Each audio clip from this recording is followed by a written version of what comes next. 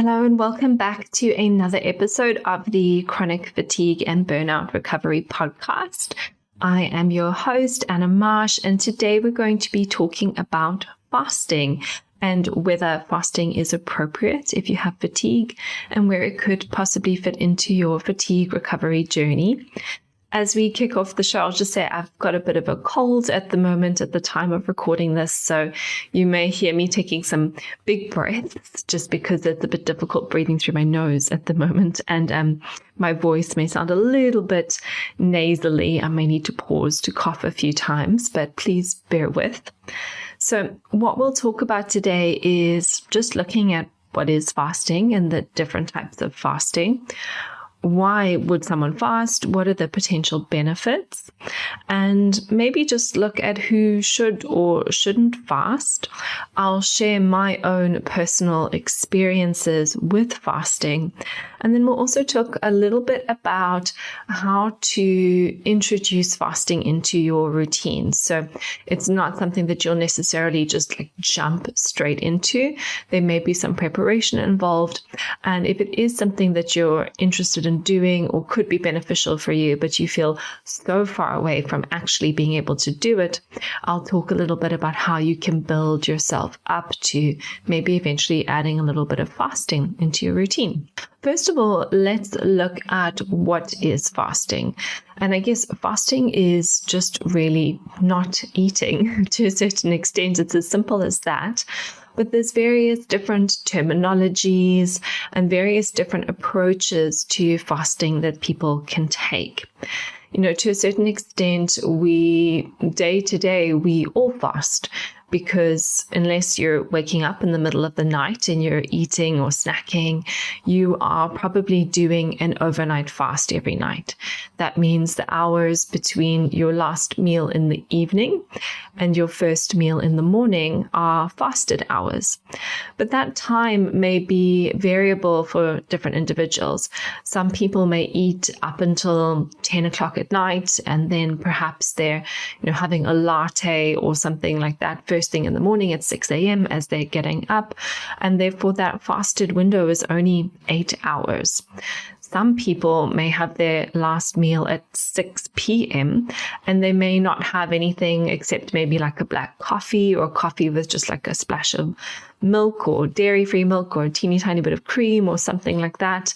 And then only really eat properly at about 10 a.m., which means their overnight fast is 16 hours. So this is often referred to by some people as intermittent fasting or time-restricted feeding. And usually when I'm working with clients, ideally, I'm asking them to have a 12-12 split. So that means that if they eat their last meal of the evening and they finish eating by 8 p.m., they make sure they don't have any snacks or calorific drinks thereafter. And then the earliest they would eat or have any kind of calorific drinks or snacks would be 8 a.m. the next morning, and that's a 12-hour window. So that's sort of the minimal we would require, probably just for health, for influencing the circadian rhythm in a positive way. But then we can extend that to 14 hours, 16 hours, 18 hours, depending on what's appropriate for the individual. Then you also get OMAD, which is 1 meal a day. And this is, I guess, a daily 24-hour fast. This is not something that I use myself. It's not something that I recommend to clients. It's actually not something that many of my clients do. Probably maybe I've met one client across all my years of experience who've been doing this, but it is something that people do. So worth mentioning here, which it means that, somebody would just eat 1 meal a day. They'd eat their 1 meal and then they wouldn't eat anything until the same time the next day. And then we have longer fasts. Personally, myself, I would do the 1 meal a day, maybe once a week, not daily. So that means I would usually start having a meal maybe 4 o'clock, 5 o'clock, so early dinner, and then not eat until 4 or 5 o'clock the next day, and then just have the one meal. And I do that maybe once a week. But then sometimes I would also extend that a little bit longer. So maybe going for 36 hours, or in some cases, I've even done 42 hours. So what that looks like practically is if you were to have your last meal at 4 p.m., then the next day, 4 p.m. would be 24 hours. And then 12 hours after that, 4 a.m. in the morning, probably not the best example, would be 36 hours. But if you went another 6 hours, that's 10 a.m. the next morning, that would be a 42-hour fast. So that's where a little bit longer fasting could be beneficial for some people. And then people do 3-day water fasts, or even sometimes 7-day water fasts. That's not something that I often recommend for clients. I do think if you're doing a longer fast, it's good to do it with someone who has experience in teaching and supporting that. Not because necessarily anything will go wrong, but sometimes things can go wrong. And you do just want to make sure you're working with someone who has the experience to support you with those longer fasts. But for the most part, the way that I'm working within my practice is anything from just time-restricted feeding all the way over to the 42, 48-hour fast, so 2-day fasts. And why would someone do this? Why would someone restrict their food intake and not eat for, 42 hours at a time? Well, there are many benefits to fasting. And if you listen to the previous episode on the cell danger response, one of the things that I mentioned is when the body is in a cell danger response, it changes metabolism. So the immune system, when it's active, is a sugar-dependent system. It relies on glycolytic metabolism, which is a sugar-burning metabolism. And it switches itself away from oxidative metabolism, which is a fat metabolism, which requires oxygen. When the immune system is very active and the cell danger response has been turned on, there's a change in metabolism. And we know that chronic dis-ease can be associated with getting stuck in the cell danger response. And sometimes even when the threat is long gone, for example, if somebody has a viral infection and then they end up with a post-viral fatigue, like long COVID, for example, the body can maybe be stuck in this glycolytic metabolism, and fasting can help the body to switch into the more oxidative, fat-burning, energy metabolism that requires oxygen. And in doing so, that can also help to create a switch in the immune system. It's one of the ways we can help to switch the immune system off and bring the brain back into dominance again. One of the other benefits of fasting is autophagy. So autophagy is really like taking out the cellular trash. When we've got no nutrition coming into the body, then the body has an opportunity to kind of do a little bit of a cleanup and just discard old proteins, discard toxins, discard cellular wastes. And it's quite useful for the detoxification processes and just generally for reducing inflammation and doing a little bit of a cellular cleanup. And that's why it can be quite nice to do those longer fasts, maybe a couple of times a year with seasonal changes, maybe coming into spring or going into autumn. Might be nice times of year to do a little bit of a longer fast and kind of just give your body that little bit of a reboot. Fasting is also really beneficial for re-establishing brain pull. So brain pull is the ability of the brain to pull energy and nutrition and nutrients into the brain. And when the body is working well and it's healthy and it's functional, the brain should ultimately be in a state of dominance, which means it's running the show. And when the body is in a state of inflammation, like when we're in the cell danger response, we may have low brain pull, which means energy is being prioritized towards the immune system away from the brain. And therefore, And there's not a lot of energy going to the brain, and that can lead to fatigue, headaches, brain fog, low mood. And obviously that's very beneficial in the short term. But if that is being sustained long term, it can start to become dysfunctional. So fasting is a way we can put the brain back on top again. We can allow the brain to dominate again over the immune system. It also can be great for improving the metabolic health, so increasing insulin sensitivity for those people who are maybe experiencing high levels of insulin or blood sugar imbalances, or have a poor carbohydrate tolerance or poor metabolic flexibility. It can be a really nice little reset button. So I would notice with my fasts, if I did a longer fast, like a 24, 36, or 42-hour fasts, for a few days after that, I would see much better blood glucose responses, much better blood ketone levels. My appetite would be a lot more regulated. I wouldn't feel as hungry. And generally, just overall metabolically, I would feel quite good. So it can be really beneficial if you do have kind of any metabolic stuff going on, which is usually kind of part and parcel of the inflammation in the body and the immune imbalance. It's one of the ways in which we can start to press the reset button on that a little bit. So it can be really, really beneficial.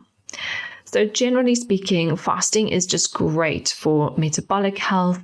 It's great for supporting the immune system. It's great for detoxification. It can be great for weight loss if that's a goal for you, mainly just because you are calorie restricting and improving your insulin sensitivity. So there are many different reasons why fasting would be beneficial. But then I often get questions. People often say, but, I heard that fasting was really bad for my hormones, my female hormones, estrogen and progesterone. Or I have a thyroid issue and I've been told that fasting is really bad for thyroid issues. And here I would always say that I tend to recommend fasting on a case-by-case basis with each client. I don't believe dogmatically that fasting is bad for hormones. I don't believe dogmatically that fasting is bad for thyroid function, because actually the inflammation, the cell danger response, the poor metabolic health is probably something that is more damaging to your sex hormones, is more damaging to your thyroid hormones than the fasting would be. And if fasting is something that can help to restore the balance in the immune system, in the metabolic health, in the inflammation, then that is something that could actually potentially be beneficial for your hormones and your thyroid as well. I did quite a lot of fasting in my first year of recovery, and I was also tracking thyroid hormones at the time for it must have been about 18 months or 2 years. Just this is the time frame I was measuring my thyroid hormones. And I was doing a ketogenic diet with regular weekly fasts and sort of general day-to-day intermittent fasts. Never ever saw a change in my thyroid hormones. Actually, at the time, my estrogen levels were probably the best they've been. I tend towards estrogen dominance normally. And it was only really after my mold exposure at the end of 2019 that my hormones went a little bit imbalanced in terms of having high levels of estrogen. But I think that's much more to do with the mold exposure than it was anything to do with fasting. But I will share a little bit about how you can time your fasting around your hormonal cycle as well. So my personal experiences with fasting were pretty great.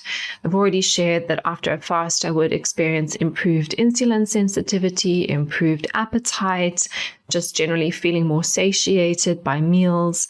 I did experience some weight loss, but I kind of take that with a pinch of salt because there were so many different factors involved. I was also on a ketogenic diet. I was doing some fasting. I was probably losing some muscle mass, and I had a lot of digestive issues at the time. So I think I was probably also just losing weight because I wasn't absorbing enough food. So kind of just take that weight loss with a pinch of salt, although it is a potential benefit. But what I would definitely find is when I was fasting, I would always feel really good. Even if I was like a little bit more inflamed or I had some brain fog, the longer I fasted, the better I would feel. And I remember the very first time I did my first 24-hour fast, my husband's parents were visiting us, and I had decided to do this 24-hour fast. And of course, they were visiting and eating cake and biscuits and going out and doing things. And we went for a little walk on the beach that afternoon.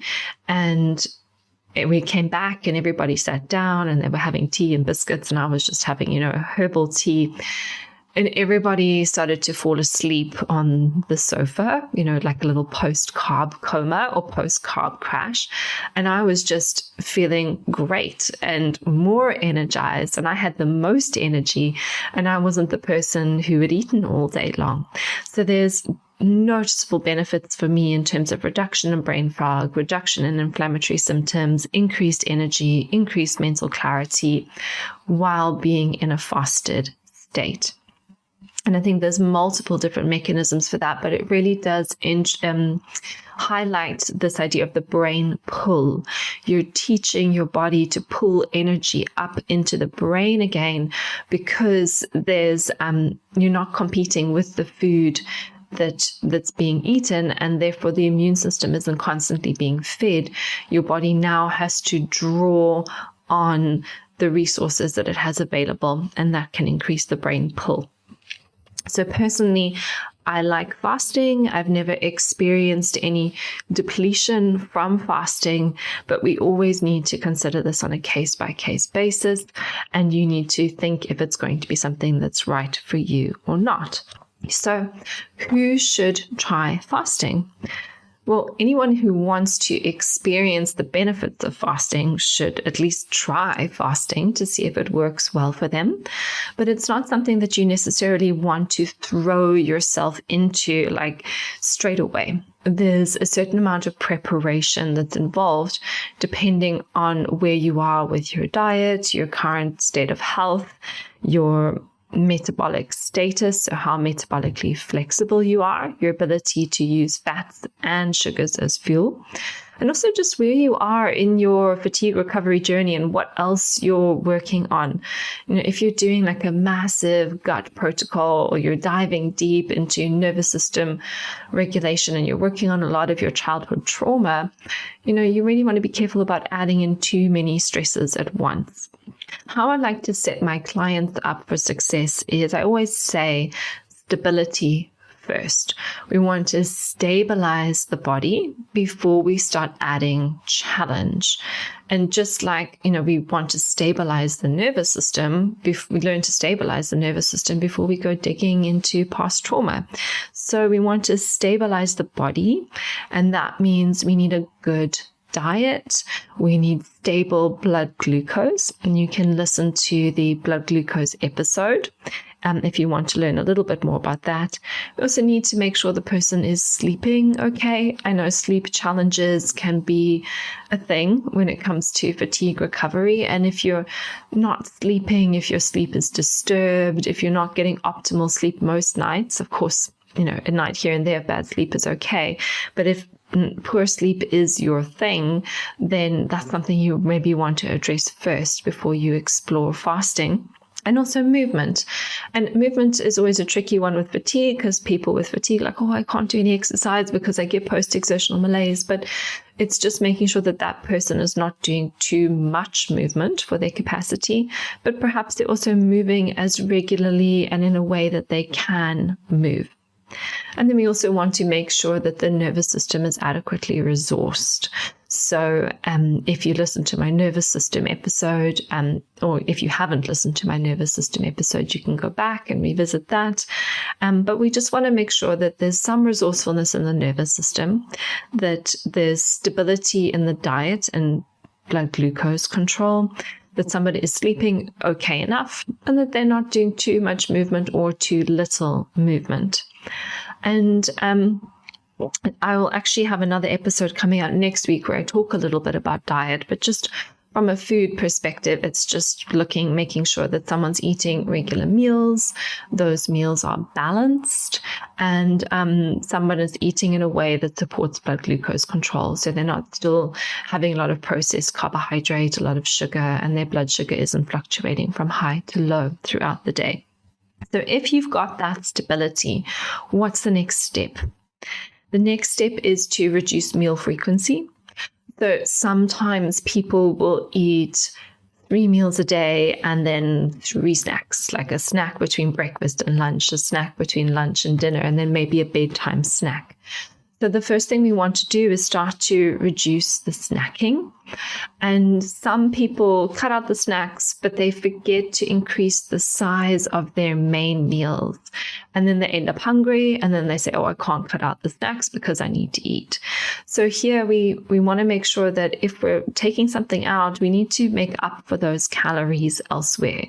Of course, if you're overeating with the snacks, perhaps taking out the snacks and then just eating your regular meals now means that you're in a balanced energy intake, but you won't actually know that unless you're maybe take a few weeks or days just to track and log your food and see how much you are eating on a daily basis. But the goal here really is to be able to eat 3 meals a day without the need to snack, because how are you going to then do a longer fast if you are dependent on food every few hours? So we're trying to reduce the dependency we have on food. And this is why blood sugar control is really important. If we have poor blood sugar control and blood sugar is swinging from high to low throughout the day, every time we hit a sugar low, we're going to feel the need to eat. And then it's going to make reducing meal frequency very difficult. So first of all, we need to achieve blood glucose control, and then we can start to reduce meal frequency because it will be easier to go for longer without eating when blood glucose is more stable. Then once we've reduced meal frequency, we can think about that overnight fasted window. You may already be having that 12-12 split that I described. So last meal at 8 p.m., first meal at 8 a.m. Obviously, different people have got different schedules, so your exact timings may be different, but I just use that as an example. And so then maybe you can play around with, pushing that 8 a.m. to a 9 a.m. And maybe that 8 p.m. dinner is now a 7 p.m. dinner. And just in doing that, you've now got a 14-hour overnight fast. And then maybe you could have an earlier dinner. That could be 6 p.m. And then you just push breakfast back an extra hour. Now that's 10 a.m. and you've got a 16-hour overnight fast. What I really discourage my clients to do is to think of this very rigidly. So, for example, if someone is now working towards a 16-hour overnight fast, and then they put a lot of pressure on themselves to do that every single day, it's just too much, because life doesn't work like that. Our life should be flexible. Health is about flexibility in the immune system, flexibility in the metabolic system, flexibility in the nervous system, and flexibility psychologically to think differently and respond differently in different situations.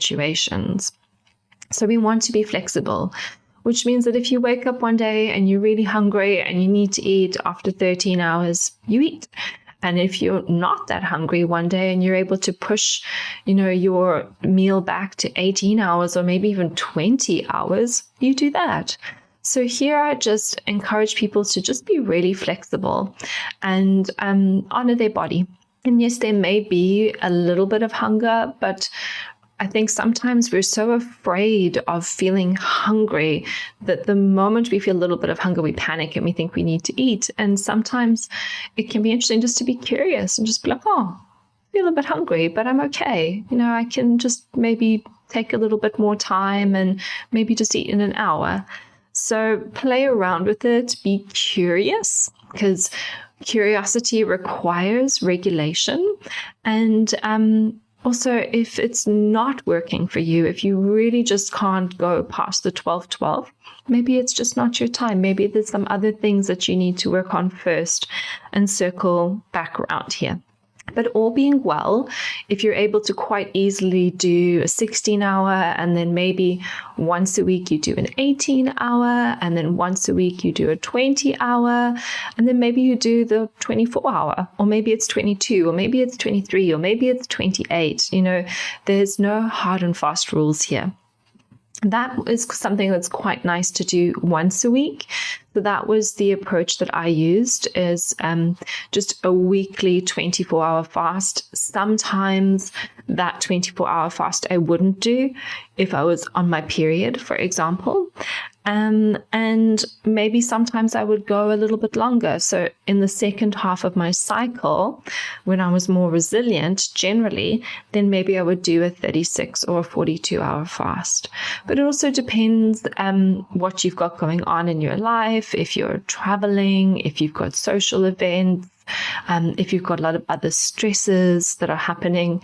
So you can really just take it one day at a time, and I think not get too hell-bent on it has to be this way, and have a very regimented regime. So when I would do my fasts, I had a few little crutches that would help me. At the time, when I was drinking coffee, I would maybe do a coffee with just a tablespoon of cream in. It would be more of anything, just like a little psychological crutch. The cream is very high fat, so it's not necessarily going to mess with blood sugar. I don't like black coffee, so I wouldn't just have a black coffee, although you could do that. But it was just sort of, when I hit that point, usually when it would be the time I would normally have breakfast and I was starting to feel a little bit hungry, then I would have my coffee with cream. The caffeine is a natural appetite suppressant, so that would probably suppress my appetite a little bit, and then I would be able to keep on going. You could also do, for example, like a tablespoon of coconut oil or some MCT oil, and that can maybe help to extend your fast a little bit longer. It's quite normal to experience waves of hunger as you're doing a longer fast. And I think the difference here is just kind of like feeling a little bit hungry and then waiting and then letting it subside, versus actually starting to develop symptoms where you're crashing, you're shaking, you really, really need to eat. You almost have that overwhelming, I would say, emotional hunger. So often when we take away food is quite an emotional coping mechanism for some people. And when we take it away, sometimes it reveals the emotions which are underneath. This is where we want to have already built up a little bit of stability and capacity in the nervous system, so we can maybe self-regulate and process any emotions that come up. And it's also important to know that sometimes the immune system, if it's very active, it can hijack your appetite. And sometimes those sort of emotional or desperation to just suddenly need to eat can be coming more from this conflict between the brain and the immune system. So if you are experiencing that kind of like overwhelm, it's a good opportunity just to slow down, maybe use some practices to regulate your nervous system if possible. Maybe try a little high-fat snack. So you could do a decaf coffee with some cream, or you could do the coconut oil or MCT oil, or maybe even just like half an avocado. Or sometimes I would just do a scrambled egg yolk. So just the yolk with a lot of like salt and pepper, and then a little bit of olive oil drizzled on top. So very, very high fat snack. And just have that, and then just see, okay, can I keep going for a little bit longer now? And then, if you can't, that's absolutely fine. Have compassion that you're maybe not ready for this yet. But if you can, fantastic. You've just taken another step forward in your journey. And then the other thing you may also want to consider is electrolytes. So I often recommend electrolytes to my clients generally. I think they're very supportive for fatigue. But when you are lower carb, ketogenic, or doing a fast, you do tend to lose more water because of the reduction in insulin. And with that water, you also lose your electrolytes. So some electrolytes while fasted can be great. And I like the Keto Pro electrolytes I just buy them from Amazon, and they do contain some stevia, but I think that's, fine in the context of, if you're just having a scoop full while you're fasting, provided you're okay with stevia. And the other thing you can do, and I would sometimes do this on longer fasts, is just have a stock cube. So a stock cube might have about 1 gram of salt in it, give or take. And I would just mix that, with some hot water, almost to make like a very light soup. And I would drink that if I felt like I needed a little bit more electrolytes. Or if I was doing a 36 or a 42-hour fast, when I kind of reached that 24-hour mark where I would usually be breaking the fast if I was fasting for only 24 hours, you kind of psychologically might feel like you want to eat something at dinner time that day. Then you could do the soup stock cube, or you could do the scrambled eggs with the olive oil and fresh herbs and salt and pepper, just as more so than anything, just that little bit of like psychological relief, maybe, shall we say, just to kind of encourage you to keep on going. So those are a couple of options there. Then finally, I'd also say pick your days. So my favorite days for fasting were actually Saturdays. They might not be the pick for everyone.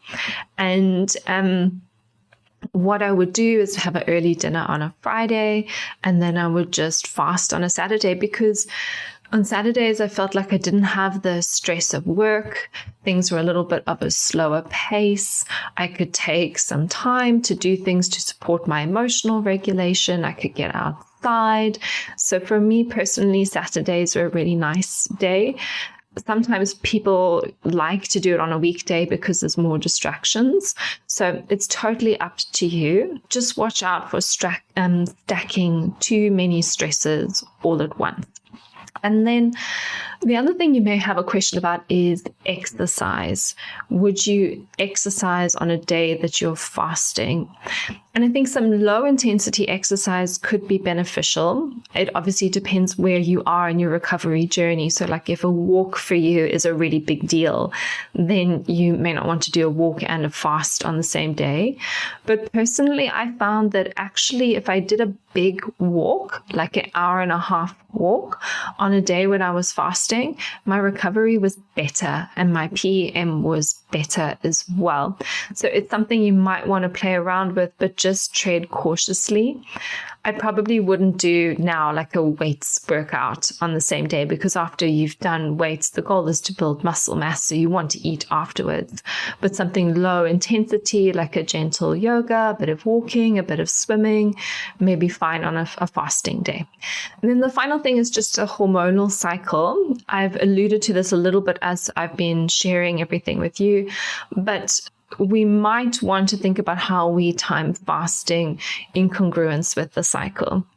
So menstruation for many women, especially women with fatigue, can be quite a stressful event. So we might not want to push any longer fasts in the first week. So maybe a few days, 3 days before menstruation, and maybe for the first 7 days of the cycle. But then as your hormones begin to build from about day 9 of the cycle, that might be a good time to start doing your longer fasts. And then provided you have a good ovulation, the second half of the cycle, if you're making good amounts of progesterone, you may be more robust to do some of those longer fasts. But I would avoid doing a longer fast too close to ovulation. So if you know when you ovulate, maybe don't do a longer fast on the day you ovulate, especially if there's challenges with ovulation or challenges with fertility. I probably wouldn't recommend doing any fasts which are too long and too stressful for the body, but a slightly longer overnight intermittent fast would probably be okay. in the hormonal cycle, we just want to be mindful of those key times. So maybe not the last 3 days of the cycle, not the first 7 days of the cycle, not exactly on the day that you're ovulating, but day 21, if you have a 28-day cycle, if you're producing good amounts of progesterone, this is where you should feel pretty robust. That might be a good day to do a longer fast. And remember here, there's a difference between sort of really pushing yourself and forcing yourself to do something and just really allowing things to unfold with a little bit of mild discomfort. So those occasional waxing and waning hunger pangs that you might get. If you feel like you had a fast planned and you wake up the next day and then you feel like it's just not the day for it, that's okay too. You can reschedule your fast as well. So I'm very encouraging of people listening to their bodies and honoring their bodies. But I think sometimes that can almost go too far, especially for people with fatigue, where they're sort of self-protecting, that they're protecting themselves absolutely from any mild discomfort. So we want to find this balance between maybe experiencing a little bit of challenge, a little bit of discomfort, a little bit of stress, but it still feels manageable, versus, doing something that's very stressful and dysregulating the nervous system. Then the final thing is probably, how do you end your fast? What do you eat? So when I was doing a 24-hour fast, I would have one meal that day, so kind of like the OMAD model.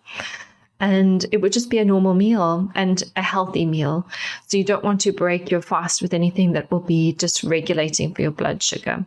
I was already on a ketogenic diet at the time, so I'd have a regular meal, some protein, some salads, some fats, maybe a little bit of dark chocolate to reward myself for my fast, but just a regular meal. And I would aim to keep that meal about 800 to 1,000 calories. And then that would be it for the day. I'd try not to eat again because I really wanted to prolong the benefits of that fast and then continue for the days afterwards, continuing to eat really well. So we want to continue to support blood sugar post-fast. We don't want to go, oh, yay, I did it. Now I'll have my donut and my chocolate cake and my French fries and my takeaway. That kind of defeats the purpose of the fast. So you do want to continue to maintain stability, good nutrition as you continue the days after the fast, so we can perpetuate the benefits for as long as possible. So that, I think, brings me to the end of everything on fasting. And if you've got any questions, you can always reach out to let me know if I missed anything. And if you've enjoyed the episode, if you find it helpful, make sure you have subscribed on your favorite player. And you can also leave a review in iTunes, and I will be very, very grateful. Thank you so much and have a wonderful fatigue recovery day.